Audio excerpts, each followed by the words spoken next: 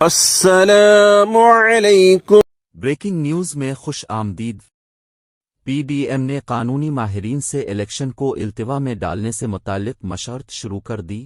قانونی ماہرین سے الیکشن کو آگے کرنے کی شقیں تلاش کرنے کی ہدایت۔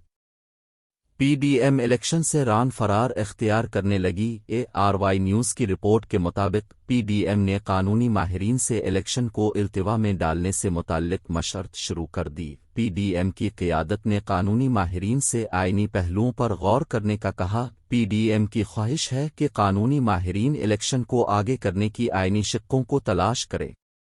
ماہرین سے اس متعلق بھی رائے طلب کی گئی ہے کہ صوبوں میں نگران سیٹ اپ کتنا عرصہ کھینچا جا سکتا ہے۔ آئینی ماہرین نے ابتدائی طور پر آرٹیکل 232 اور 158 کی شقوں سے آگاہ کیا، جبکہ عام انتخابات کے معاملے پر الیکشن کمیشن کو 18 ارب روپے کی رقم موصول ہو گئی۔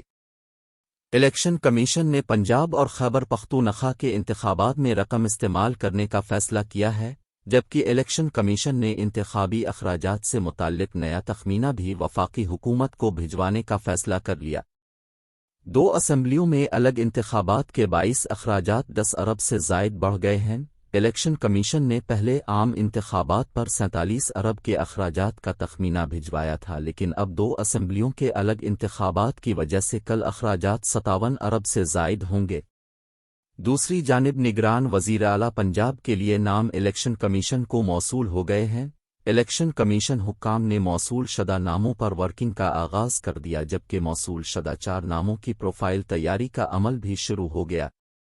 سیکریٹری الیکشن کمیشن پروفائل اجلاس میں پیش کریں گے۔ الیکشن کمیشن کا نگراں وزیر اعلیٰ کی تقرری کے لیے مشاورتی اجلاس آج ہوگا۔ ذرائع کے حوالے سے بتایا گیا ہے کہ الیکشن کمیشن 2 روز میں نگراں وزیر اعلیٰ کا فیصلہ کرے گا۔ الیکشن کمیشن کی جانب سے کل نگراں وزیر اعلیٰ پنجاب کے نام کے اعلان کا امکان ہے۔ یاد رہے کہ حکومت نے احمد نواز سکھیرا، نوید اکرم چیمہ، جبکہ اپوزیشن کی جانب سے محسن نقوی اور احد چیمہ کے نام تجویز کیے گئے تھے۔ اب تک اتنا ہی۔ اللہ حافظ۔